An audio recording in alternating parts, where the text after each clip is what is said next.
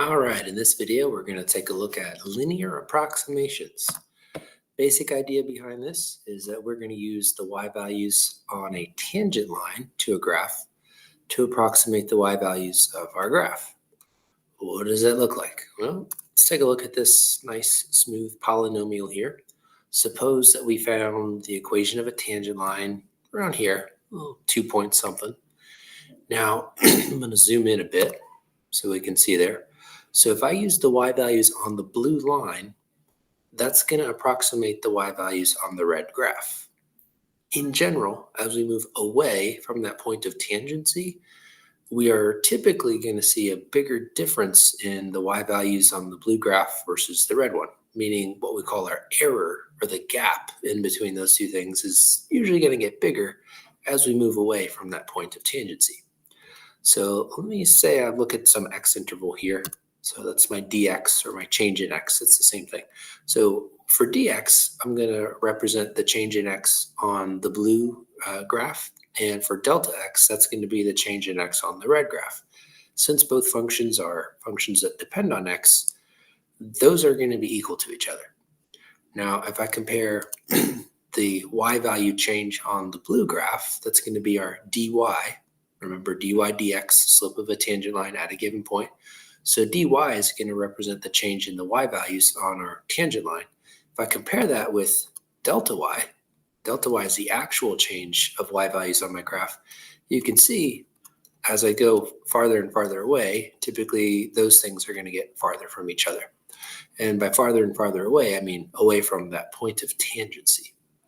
So as I mentioned also, that gap in between here in green, that would be what we call our error.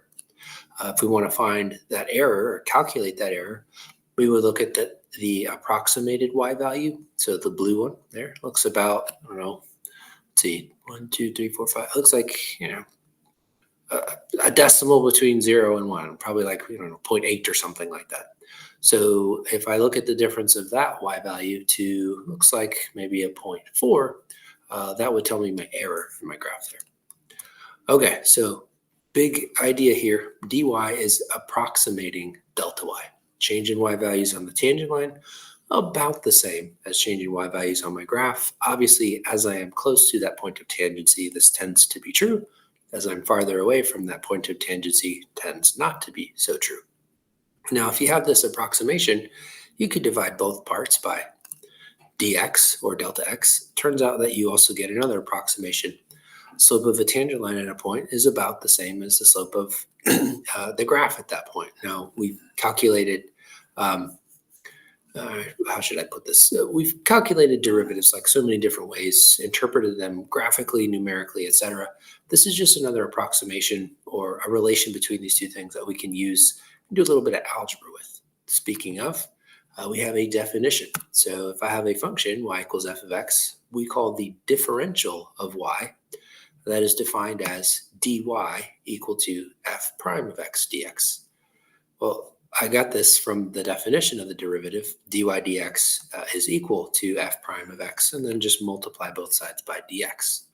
So this is what we call the differential. What are we going to use this for? Well, we're going to look at this as like in terms of estimated error on a ball bearing. If we know maybe an error in the measurement of the radius, things of that nature. So just a quick example of what this would look like finding. It's basically going to be a piece of cake for you all because you've been doing derivatives so much. Let's say that I've got y equals 2 times x to the 4/3.